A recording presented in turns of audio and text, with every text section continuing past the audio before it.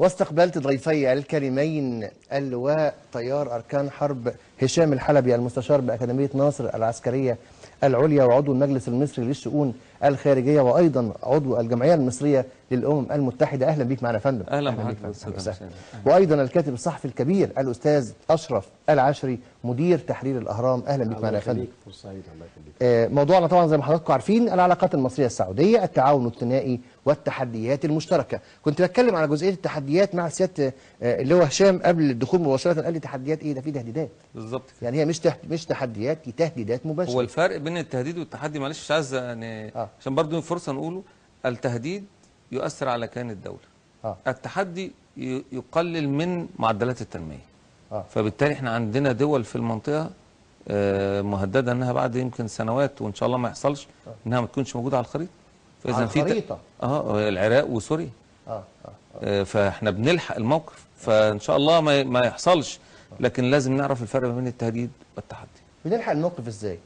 احنا مش شايفين اليات دلوقتي يا فندم، احنا شايفين ان مخطط التقسيم بيسير بنجاح منقطع النظير في سوريا وفي ليبيا وفي العراق. جزء من الخطه الامريكيه والمشروع الامريكي اللي هو الفوضى الخلاقه. تمام. عملنا ايه بقى؟ صياغته عام 2005. انت في المحصله النهائيه عليك تضع في الاعتبار ان مجمل هذه التحديات قائمه منذ اكثر من 10 سنوات في اداره بوش الابن الذي استطاع ان يغزو العراق في عام 2002.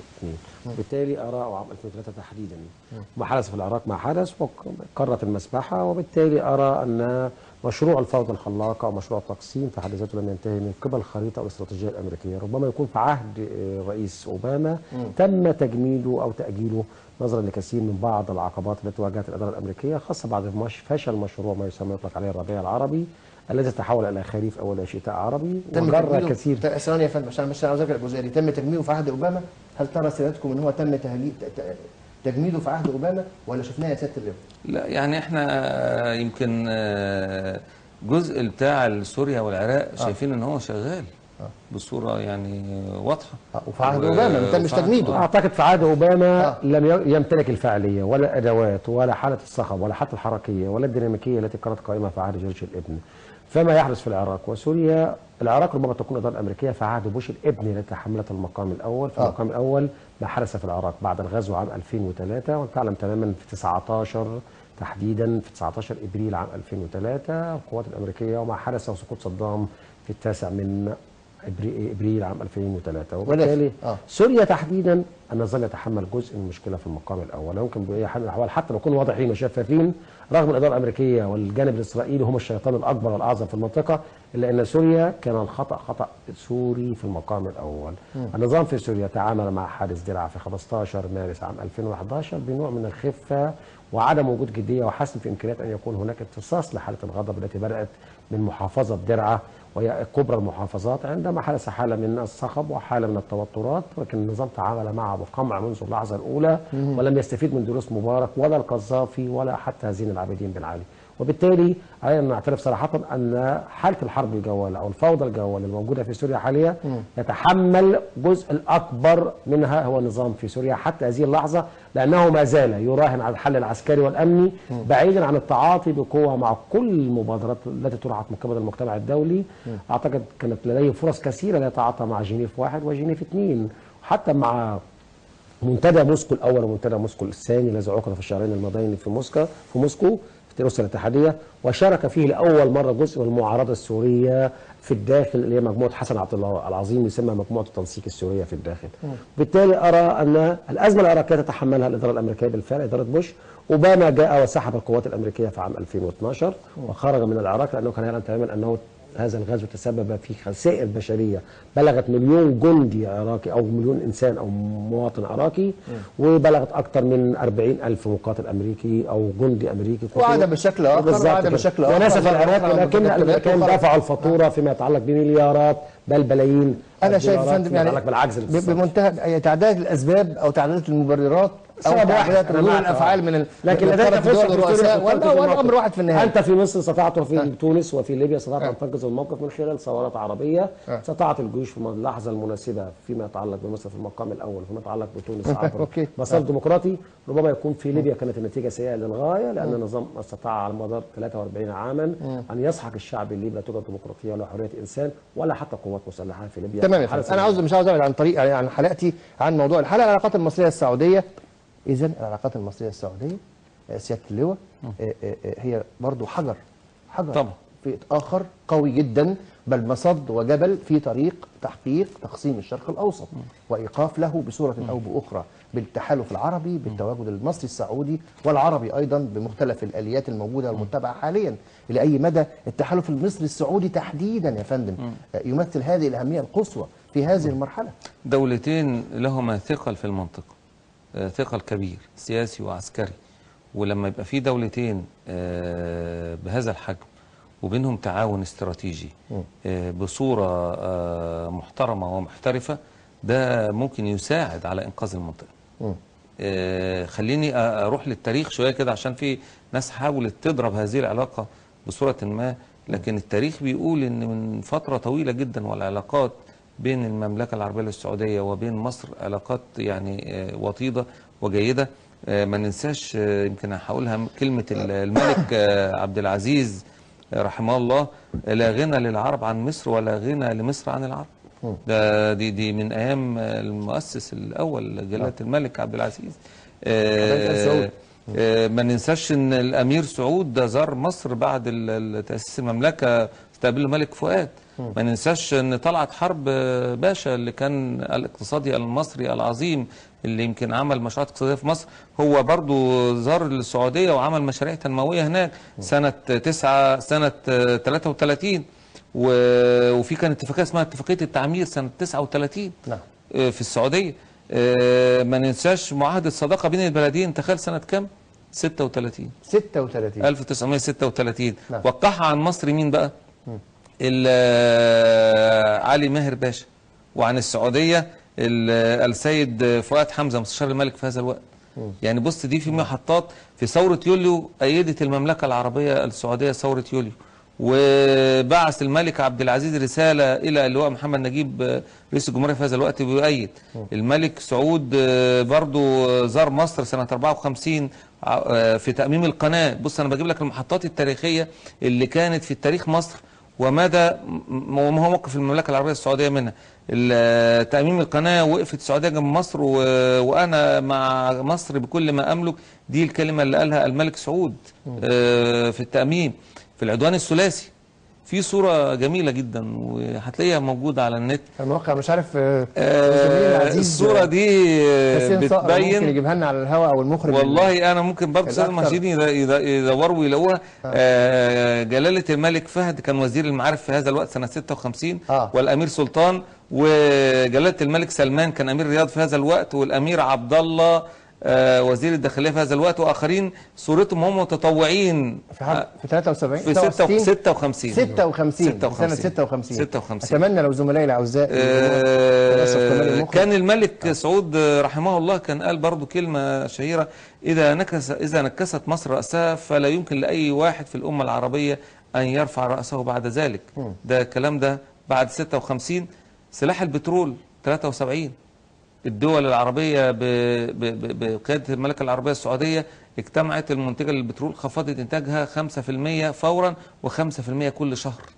المملكة العربية السعودية بقى الملك استدعى السفير السعودي، كان في هذا الوقت جلالة الملك فيصل الله يرحمه السفير الأمريكي آسف، وبلغوا أن السعودية هتخفض 10% بدل 5. وتوالت بقى 25 يناير 30/6 وسند المملكه العربيه السعوديه جلاله الملك عبد الله يرحمه وقوفه ومقترح مؤتمر المانحين، جلاله الملك سلمان خادم الحرمين الشريفين، ويعني استمراره على نفس النهج. محطات كثيره ومحترمه، واشتركنا في عاصفه الحزم مع المملكه العربيه السعوديه، ووقفنا معاهم في حربهم اللي هي في تهديد مباشر للامن القومي الخليجي. يعني العلاقة بين المملكة العربية السعودية وبين مصر علاقة تعتبر نموذج للعلاقات الدبلوماسية المحترمة بين الدول. بتقوم على مصالح وحب واحترام. ادي الصوره بص ادي الصوره اللي انا كنت بقول لك عليها. ايوه جلاله الملك بص سلمان. التاريخ بيعيد نفسه ازاي، ويعني المواقف المحترمه في التاريخ. يعني ممكن الصوره دي ما كناش يعني لا بصراحه شكرا لزميلي العزيز حسين صقر والمخرج اشرف كمال فعلا ان هم قدروا يجيبوا الصوره دي، وصوره نادره وانت لفتت نظرنا ليها قبل الهوا مباشره، وبصراحه بقى لهم بيدوروا عليها من ساعتها. طب الحمد لله على الهوا مباشره. احنا بنشكر الاعداد والله يعني. دي بالمناسبه كل سنه وانتم طيبين، بمناسبه عيد الاعلاميين احنا بنقول كل سنه وانتم طيب، وكل اسره الاعلام ويعني في مسبير وفي غير مسبير كل سنه وانتم طيبين. العشري مش عاوز يهنينا مش عارف ليه. ازاي كلنا اعلاميين وكلنا في لا طبعا وسيله عيد الاعلاميين مقصود بيه الاذاعه والتلفزيون مش الصحافه والصحفيين كمان. لكن في المقابل ايضا هناك مشروع قانون جديد بتعدي باسم الصحفيين وباسم الاعلاميين مع بعض يعني مسمى واحد يسمى المجلس القومي للاعلام في مصر. ومع ذلك رفضوا يا فندم يضموا الاذاعيين اللي عندهم في النقابه هناك. النقابه كلها ما خمس النقابه صحفيين كده هشام بيه. لا ولا في ذلك الوقت عندما تم رفض هذا المشروع في عهد صفوت الشريف مقبول كان عدد الصحفيين كان 4000 او 5000. الاذاعه والتلفزيون مبنى لوحده بس هنا حوالي 45,000 في ذلك الوقت. وبالتالي احنا اقل من كده دلوقتي. هم كلاهما واجهين لعمله واحده يعني الحقيقه. تحتاج الى استاد القاهره حتى تستطيع ان تنشئ نقابه جديده. كل سنه وانتم طيبين يا فندم. كل الاعلاميين كل سنه وانتم طيبين جميعا، كل الاعلاميين والصحفيين وكل رجال الاعلام في مصر والصحافه يعني. ولكن ايضا الاعلام في الفتره الاخيره بيتناول الشان المصري السعودي بوجهات نظر مختلفه، وده خليني اسال السؤال يا فندم في هذه الجزئيه تحديدا. اي اعلاميين واي اعلام اللي نقدم له التهنئه في هذا العيد؟ هناك اعلاميون لا نستطيع ان نهنئهم في هذا العيد واحنا عارفين سيادتك الكلام. ومن هم الاعلاميون الان؟ هل كل من تبوأ منبرا او امتلك منبرا اصبح اعلامي ام ماذا؟ وايضا عاوز اتكلم عن الشأن المصري السعودي وكيف يتعامل معه الاعلام.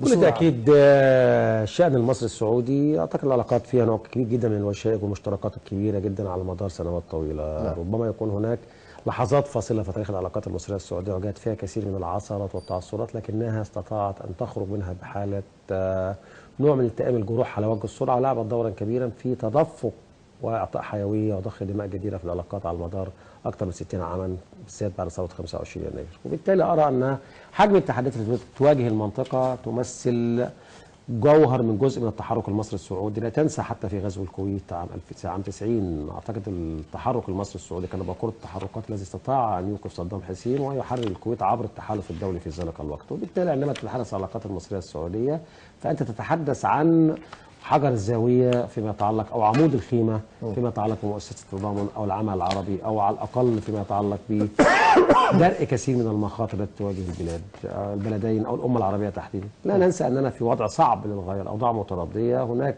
كرات نار مشتعله وحرائق مشتعله في اكثر من صعيد عربي واكثر من عاصمه عربيه. اعتقد ان البلدان بما لديهما قوه بشريه وقوه عسكريه وقوه ايضا ماليه ووفره ماليه لدى السعوديه ودول الخليج لعبت دورا كبيرا في الحفاظ على الحد الادنى من ثوابت العلاقات المصريه الخليجيه من ناحيه والعلاقات المصريه السعوديه. كل هذه الامور بلورت نوع من التفاهم والمشتركات المصريه السعوديه منذ عام 90 تحديدا حتى اثناء غزو الكويت، الذي لعب دورا كبيرا في احداث ما يسمى في ذلك الوقت التعاون المثلث الذهبي الذي كان يربط مصر والسعوديه وسوريا ايام الرئيس حافظ الاسد. هذا التحالف الثلاثي او المثلث الذهبي لعب دورا كبيرا ولكن لسنوات حافظ على كثير من ثوابته والحد الادنى من التضامن العربي. تمام. انا عاوز اتكلم على جزئيه مهمه برضو النهارده في المؤتمر الصحفي. اتفضل. بعض الصحفيين تقدموا ببعض الاسئله يعني اللي بتحمل في طياتها يمكن معاني ان في نبشا في الخلافات وبحثا عن كثير من بعض النقاط والثغرات. اعتقد ان وزير الخارجيه المصري كان له تعبير اليوم او تصريح في بالغ الدقه عندما قال هناك مواقف متطابقه ورؤى مشتركه تحافظ على نسيج العلاقات المصريه السعوديه. بكل تاكيد هو اراد ان يرسل رساله سمح شكري للمجتمع والمجتمع الوسط الاعلامي العربي والمصري انكم مهما بحثتم ومهما سعيتم جاهدين لاحداث نوع من الشقاق والتشقق في العلاقات المصريه السعوديه فلن تفلحوا. هذا مضمون كلامه بشكل ضمني ويحمل دلالات رمزيه ان العلاقات على بالغه الاهميه، وقال حتى المسالتان التي تم تناولهما في الفتره الاخيره وسعى البعض لاحداث نوع من دق الاسافين، الازمه اليمنيه والازمه السوريه، قال ان الرؤى متقاربه للغايه فيما يتعلق بتوفير استحقاقات لهذين الازمتين. في الازمه اليمنيه على سبيل المثال الجانب المصري اشترك من 26 مارس في قوات التحالف العربي التي لعبت دورا كبيرا في وقف وكبح جماح الحوثيين وقوات علي عبد الله صالح الانقلابيه. واعتقد القاهره منذ اللحظه الاولى بعد اقل من دقائق من اعلان عمليات العسكريه لقوات التحالف العربي سارعت القاهره في اصدار بيان رسمي وانها جزء من هذا التحالف وان قواتها تشارك حتى هذه اللحظه. وعندما تم احداث نوع من النقله النوعيه من عاصفه الحزم الى اعاده الامل كانت القاهره حاضره وما زالت حاضره وتشارك بقواتها سواء الجويه او البحريه، وهذا امر معلوم للجميع. نعم. وبالتالي حتى عندما صدر القرار 2216 من مجلس الامن الذي لجا الى الفصل السابع من الامم المتحده كانت القاهره حاضره بقوه ولعبت مع دول الخليج بحركه وماراثونيه بالغه الاهميه في اقناع بقيه اطراف مجلس الامن ذو القبول بهذا القرار، وخرج هذا القرار لاول مره بحاله من الاجماع باستثناء روسيا التي كان يخشى ان تستخدم حق الفيتو فلجت الى تعليق المشاركه. وبعتقد انه حصل انتصار كبير للقوات الرابعه العربيه او الجماعه العربيه عبر مندوبيها في شهر مارس القادم. نعم. الازمه السوريه ايضا حتى على المستوى الثنائي اعتقد انه لا يوجد خلاف. القاهره دعت يوم 8 و9 يونيو القادم لاجتماع الفصائل السوريه.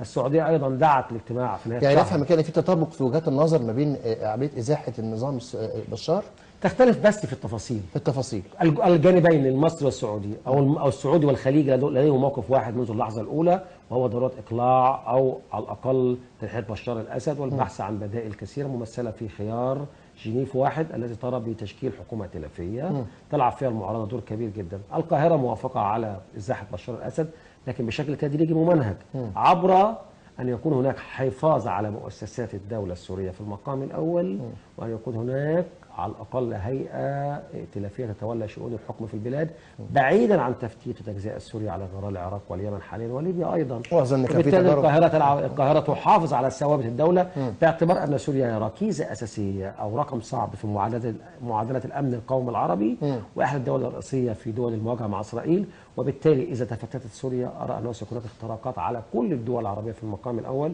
لأن سوريا التي كانت توصف دائما بأنها قلب العروبة النابض ما زالت تمثل حجر زاوية أو حائط صد في مواجهة الاعتداءات الإسرائيلية. نعم. وبالتالي أرى أن الاختلاف هو اختلاف وليس خلاف، اختلاف في تفاصيل اختلاف وليس خلاف. وضحت الأمور. سيادة اللواء هشام كنت عايز أضيف نقطتين يعني لو تسمح لي أوضح. يعني أولا أنا يعني في رأيي أن على مر التاريخ في العلاقات الدولية ما فيش دولتين على مر التاريخ حصل بينهم تطابق في كل الوقت بنسبة 100%. يعني ما شفناهاش ما شفناهاش حتى على المستوى الفردي بين الأشخاص. لكن النقطة كيف يدار هذا الخلاف؟ إذا أدير الخلاف بين الدول بصورة محترمة وفي إطار راقي جدا من التعاملات الدولية هذه ظاهرة صحية. وإنه ما استمرش وتم تجاوزه دي ظاهرة صحية أيضا. فدي نقطة مهمة جدا. ودي في يعني بعض سحبات الصيف الخفيفة اللي تم إدارتها بأسلوب محترم وفي إطار راقي من العلاقات دي أنا شايفها أنها ما هيش نقطة ضعف. ولازم برضه يكونوا طرفين يا فندم من الحكمة ومن العقل بالظبط كده لإدراك بالزبط. من يحاول أن يذكي نيران. بالظبط. أيوه بالظبط. النقطة الثانية إن العلاقات ما هيش طيبة بس ومحترمة على المستوى الرسمي، على المستوى الشعبي بين الشعبين. يعني أنا هديك أرقام عشان برضه ما نتكلمش بصورة يعني أكتر بلد يقيم به مواطنين سعوديين خارج المملكة هو مصر. ده في تصريح للسيد السفير السعودي السفير الدكتور أحمد قطان. تمام. عندنا 500,000 سائح سعودي بيزوروا مصر سنويا. حجم الجالية المصرية في المملكة 2.5 مليون بيشتغلوا فيها. فبالتالي يعني الشعبين نفسهم بينهم توافق وده بيساعد كتير جدا. اكبر استثمارات في العالم العربي. ده انا ما دخلتش، ده انا حضرتك ما دخلتش على المجال الاقتصادي كمان. ده انا بكلمك على المستوى الشعبي. ناس بتزور بعض. دولة فيها ناس بتشتغل ودولة بتيجي تزور وفي عدد السياح في مصر. فهذا مش هيرتاحوا للجو العلاقات بالظبط كده. العلاقات الشعبية دي مهمة جدا جدا جدا في العلاقات بين الدول لأنها بتسهل كتير جدا العلاقات على المستوى الرسمي. النقطة الثانية اللي أضيفها أن في مناورات عسكرية مشتركة بيننا وبين المملكة العربية السعودية منذ فترة طويلة. بيننا وبينهم مناورات جوية وبحرية وبرية ومناورات جويه في اطار مجلس التعاون بعد دول مجلس التعاون الخليجي. نعم. منذ فتره طويله، مش من قريب.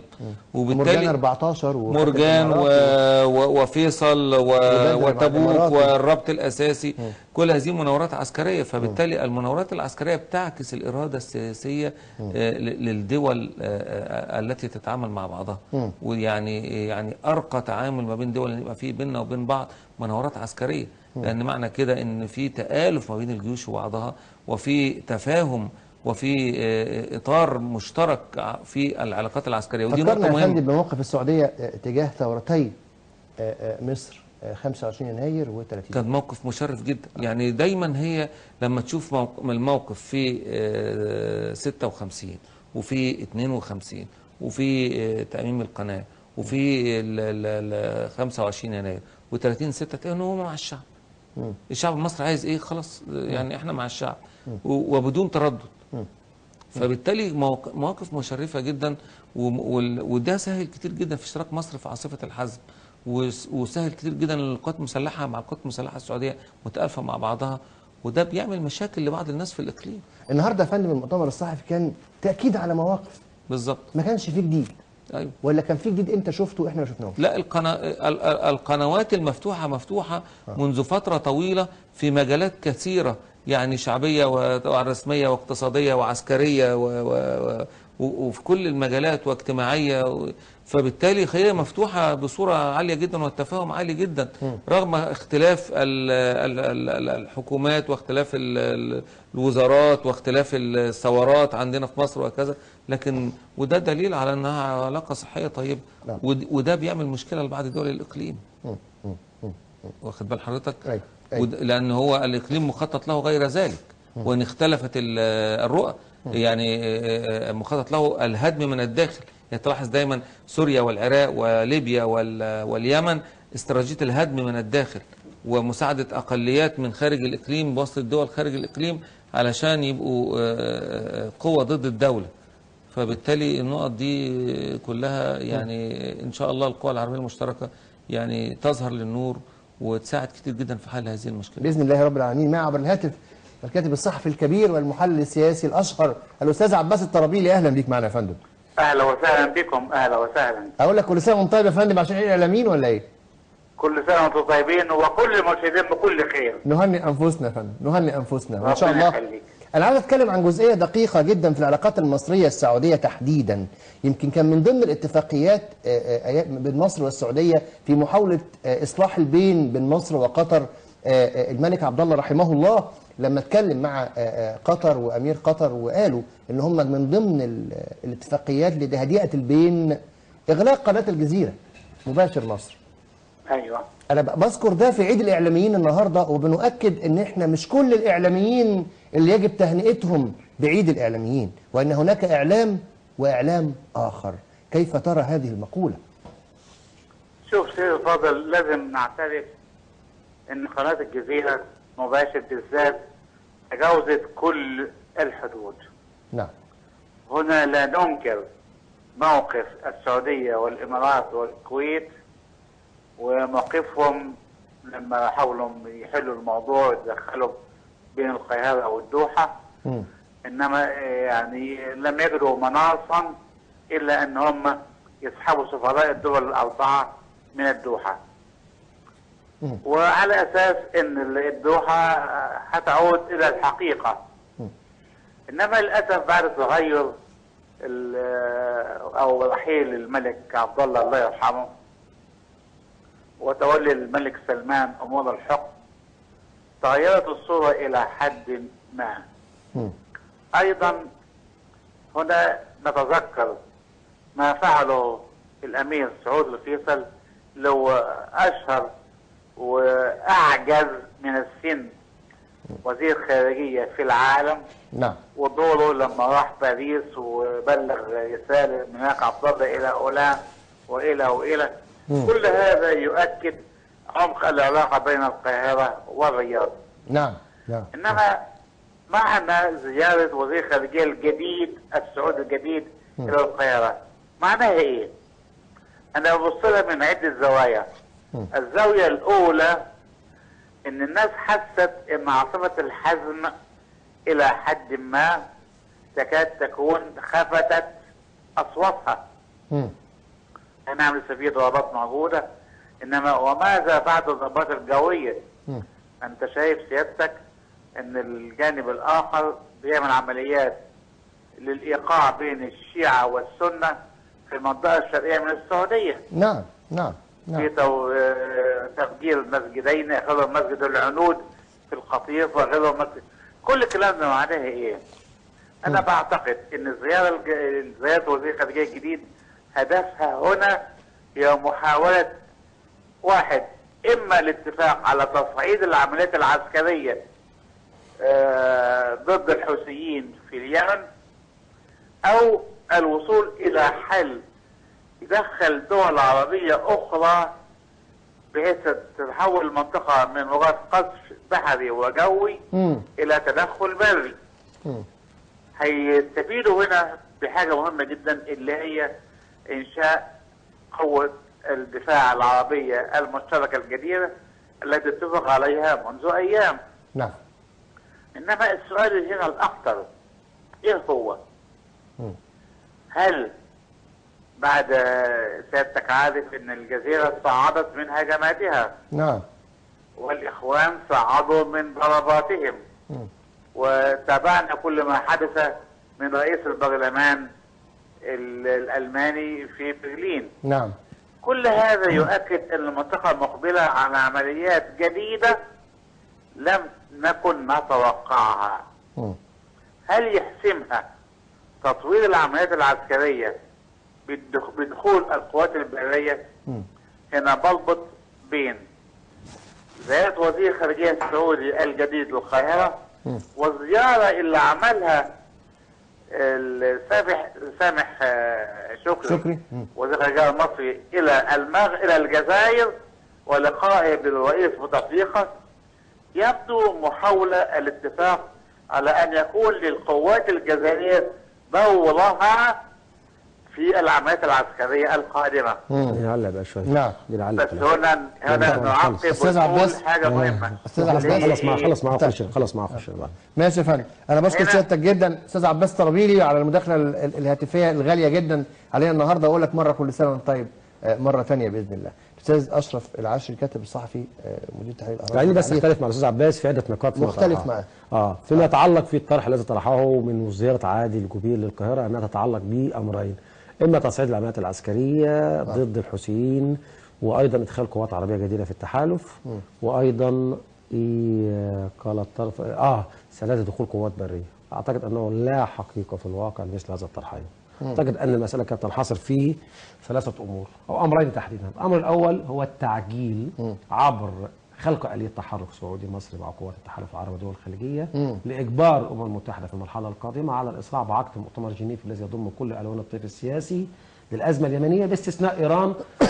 تماما أن سبب عدم مشاركة الرئيس عبد الرب منصور هادي في الاجتماع الذي حددت له الأمم المتحدة يوم 28 من مايو الحالي في جنيف، وتراجعت الحكومة اليمنية في اللحظة الأخيرة، ليس بضغط سعودي أو ضغط مصري لكن بسبب مشاركة إيران. السعودية ترى في المقام دول الخليج أن إيران مشاركتها جزء من المشكلة وليس جزء من الحل، لأن إيران تقدم كثير من المساعدات اللوجستية وتلعب دورا كبيرا في توفير حالة من الاحتقان وتوفير غطاء ومظلة سياسية للحوثيين لاستمرار التصعيد وعدم الجلوس على مائدة المفاوضة. تمام. الطرح الأول. تمام. الشيء الثاني أيضا لا يوجد أي نية لا سعودية ولا مصرية ولا خليجية للقيام بأي عملية برية، وأصبحت خارج حسابات التدقيق العسكري أو الخطة العسكرية. طيب اسمح لي ناخد المعلومة دي من خبير عسكري. اتفضل. عاصفة الحزم منذ اللحظة الأولى لإنهاء أو الإعلان عن إنهاء عملية عاصفة الحزم وبدء إعادة الأمل، المملكة العربية السعودية وقوات التحالف احتفظت لنفسها بحاجتين. نعم. الحاجة الأولانية استمرار الحصار البحري والجوي عشان ما يحصلش إمداد للحوثيين. طبيعي. النقطة الثانية حق التدخل العسكري أو الضربات الجوية في حال وجود تحركات عسكرية على الأرض. نعم. مش معنى أن أنا بقوم بعملية إعادة الأمل وفيها عمليات إنسانية وإمداد بمواد إنسانية إن يحصل تحرك عسكري على الأرض. وبالتالي شايفين حتى السفن اللي بتتفتش والطيارات اللي بتفتش وايران ساعات بترفض وبعدين في الاخر بترضخ وهكذا. فاذا اي تحرك عسكري على الارض هو على طول مجابه بسرعه جدا من قوات التحالف بقياده المملكه العربيه السعوديه لضرب هذه التحركات على الارض. الحوثيين على التوازي بيعملوا 3 حاجات. الحاجه الاولانيه الانتشار بين المدن اليمنيه والشعب اليمني وترويع الشعب اليمني وتضييق حياته عليه. نعم. النقطه الثانيه محاوله نقل المعركه على الحدود السعوديه، وبنشوف بيضرب المدن اللي على الحدود السعوديه. النقطه الثالثه محاوله استثاره الشيعة اللي جوه السعوديه بتفجير المساجد بتاعتهم وهكذا. تمام. وبالتالي انا شايف ان الحاجات دي عمرها قصير بالنسبه للحوثيين ومش هتطول، هيتم السيطره عليه. تمام. خاصه في ظل تنامي المقاومه اليمنيه الشعبيه اللي جوه وتأييد جزء من الجيش اليمني وانضمامه الى الصفوف الشرعيه.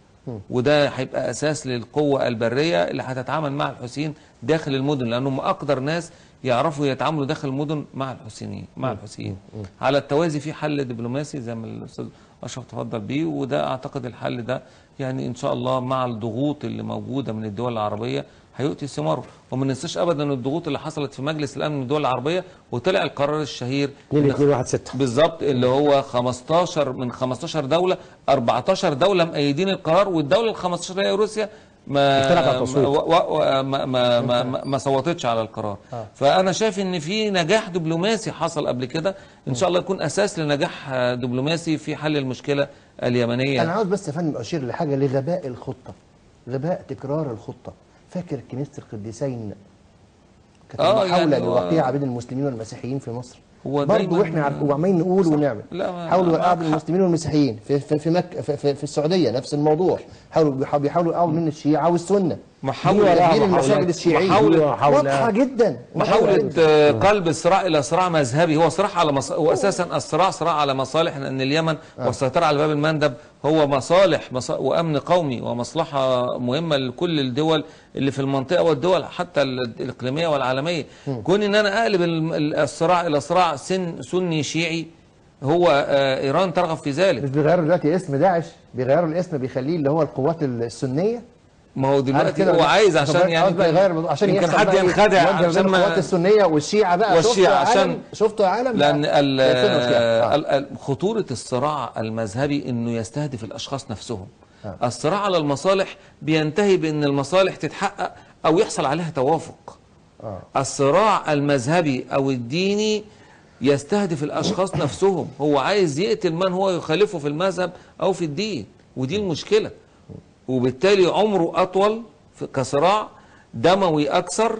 تمام. بيستمر اجيال طويله. تفتكر يا فندم هو ده الهدف الاساسي؟ بالظبط. هو ده الصراع الاساسي، هو ده الصراع الاساسي المستهدف. وارجع تاني اقول لك استراتيجيه الهدم من الداخل. والداخل هو الدين، عشان الاديان الثلاثه نزلوا عندنا في المنطقه العربيه، اليهوديه والمسيحيه والاسلام. فالدين عندنا له ثقل عظيم، وممكن الواحد يموت في سبيل دينه.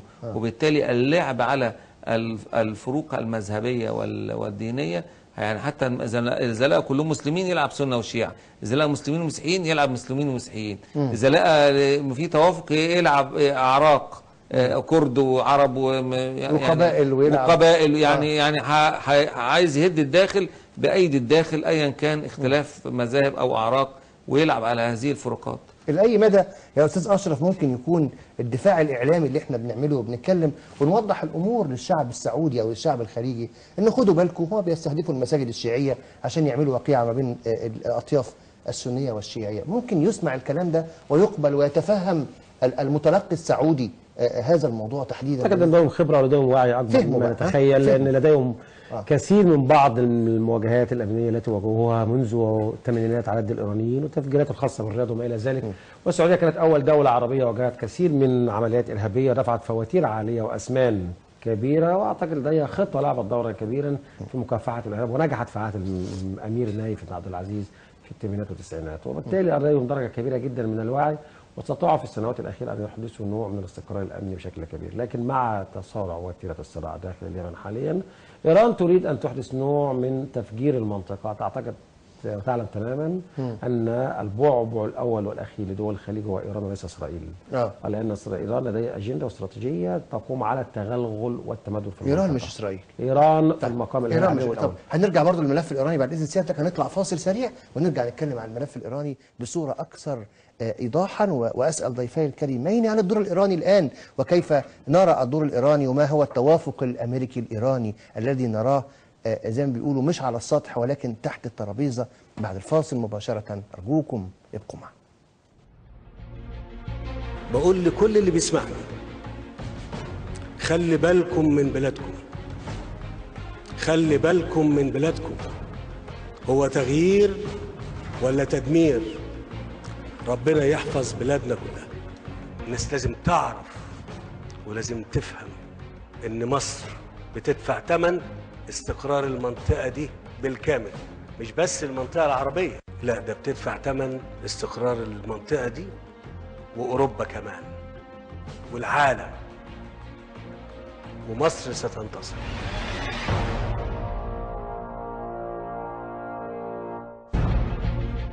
سيسجل التاريخ ما خاضه جهاز الشرطة ورجاله الشرفاء بمعاونة مختلف الأجهزة المصرية من معارك باسلة في مواجهة الإرهاب. احنا كنا قلنا مرة قبل كده إن قبل الناس ما توجه النار للمصريين هتوجهه للجيش وللشرطة. كتير مننا بيسأل بيقول طيب يعني لما بيجد عملية هنا أو عملية هنا في سينا، أنا بتكلم، يقول الله انتوا امتوا هتخلصوا الموضوع دوت؟ الموضوع ده ما بيخلصش بسرعة، الموضوع ده ما بيخلصش بسرعة. وأنا بقوله لكل اللي بيسمعني لازم نبقى عارفين كده. دي عملية مجرمة. وأقول لأبنائي وأخوتي من رجال القوات المسلحة والشرطة البواسل إن الله معكم في دفاعكم عن وطننا وشعبنا.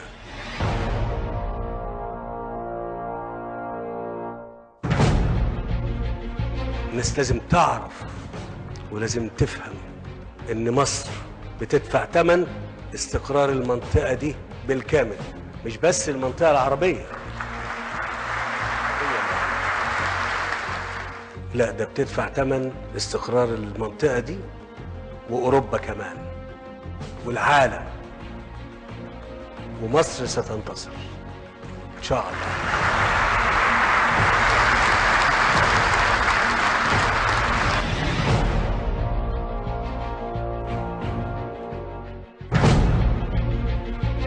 وانت بتطالب بحقوقك خلي بالك، اوعى تضيعنا معاك، اوعى تضيعنا معاك. احنا جادين جدا في مصر على إقامة حياة ديمقراطية حقيقية يشارك فيها كل المصريين. أنا أحرص على حقوق الإنسان من أي حد تاني.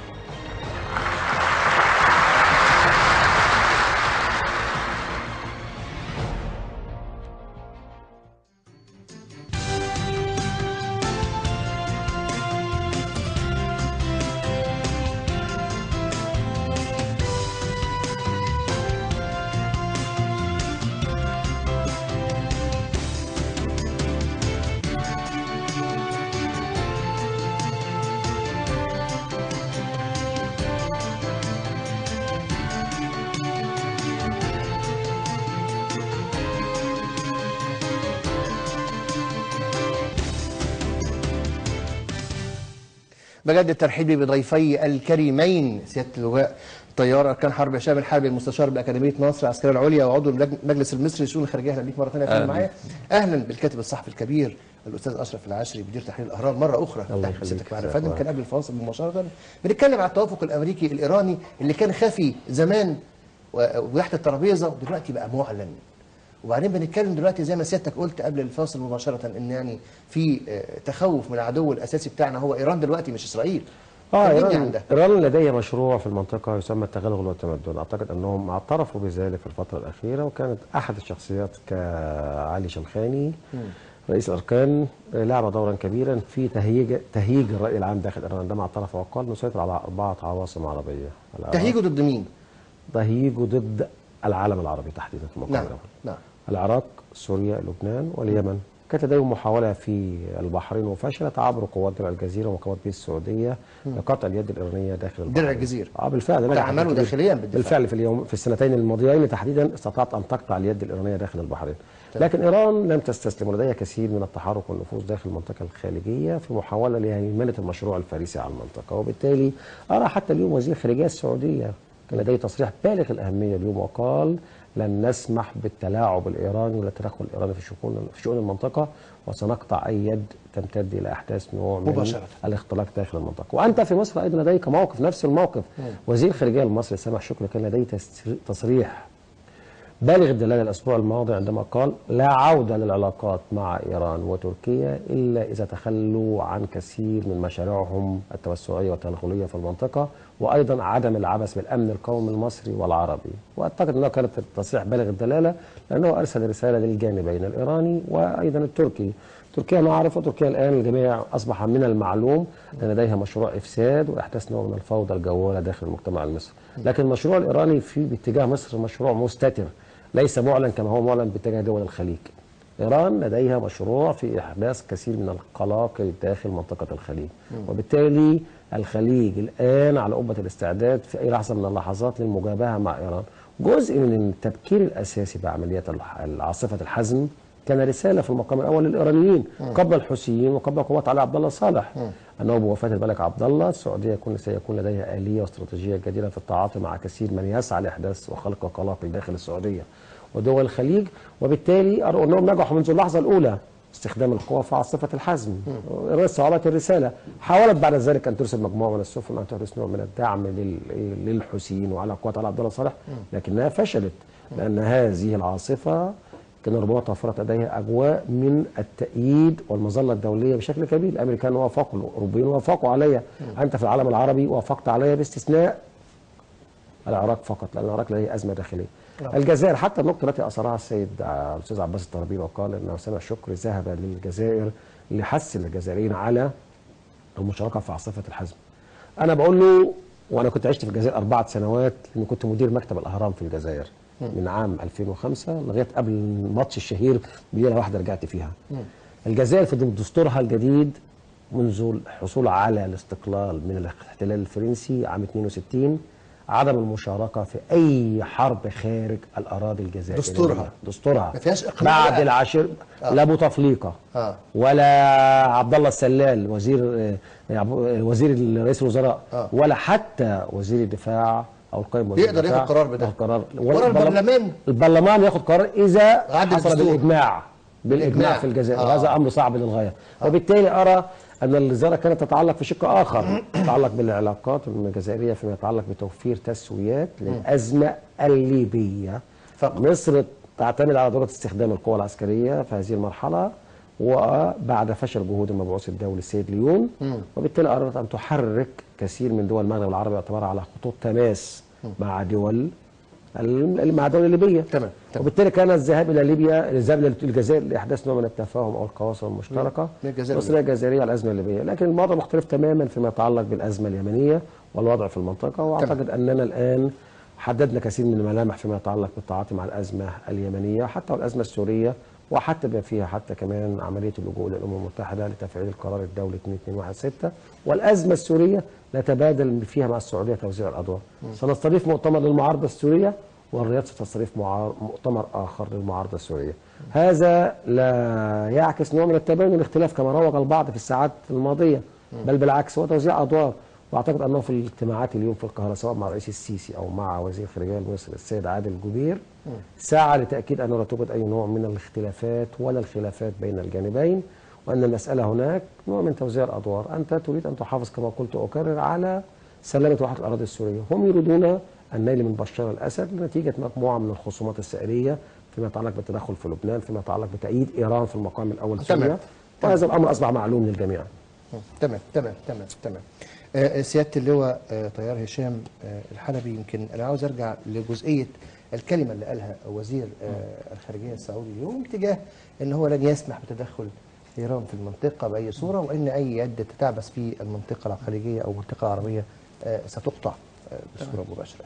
عاوز اتكلم الى اي مدى ممكن يكون هذا التصريح متوافق او هذه النوايا متوافقه مع ايقاف صفقه السلاح الروسيه الايرانيه الدفاع الجوي اس 300. احنا عارفين من فتره من الفترات كان في اتفاقيه هو كان في اتفاق روسيا وبين ايران لتوريد الاس 300 وقفت وقفت مع العقوبات مع العقوبات اللي اتفرضت، وبعدين يعني كان في اتفاق ان هيحصل توريد صفقه سلاح مع العقوبات اللي اتفرضت ضمن اطار فرض العقوبات عشان البرنامج النووي الايراني. اتوقفت لانها داخله ضمن لسته العقوبات، وبالتالي ده هي روسيا خايفه من عقوبات دوليه؟ لا، ده هي عليها. لا، هي متضامنه مع مجموعه 5+1 في فرض العقوبات على ايران. تمام. فهي روسيا ملزمه لان هي جزء من المفاوضات، جزء من التفاوض. تمام. 5 دول اللي هم دايمين في مجلس الامن زائد المانيا، يبقى 5+1 ضد ايران، اتفقوا على فرض عقوبات على ايران لحثها على تقليص البرنامج النووي الايراني وعدم وصوله الى الاقتراب من البرنامج النووي العسكري. فبالتالي من ضمن العقوبات ان ما تاخدش سلاح، وبالتالي توقفت الصفقه. هل ايران هتمضي ولا لا؟ لو مضت احتمال يحصل افراج عن الاسلحه، لو ما مضتش وده برضو الموضوع ما زال فيه شك. ايران برضو انا عايز اضيف نقطه، انها لها 3 أذرع عسكريه في المنطقه. خلينا نبص للوضع العسكري، ان وضع حاكم. العراق سوريا في تدخل عسكري ايراني، حزب الله ودعم العسكري الموجود. نوضح هنا يا فندم، عسكري ايراني بجنود واسلحه ايرانيه ولا موالين بحكم الشيعة؟ الزراعة العسكري حكم التشيع. لا، انا بتكلم على ما هو داخل الشيعة. ما هو دايما عايز يقلب الصراع الى صراع مذهبي، وبالتالي هو بيدعم الشيعة عسكريا. الدعم العسكري ممكن يكون سلاح، ممكن يكون مستشارين، ممكن يكون افكار عسكرية وخطط.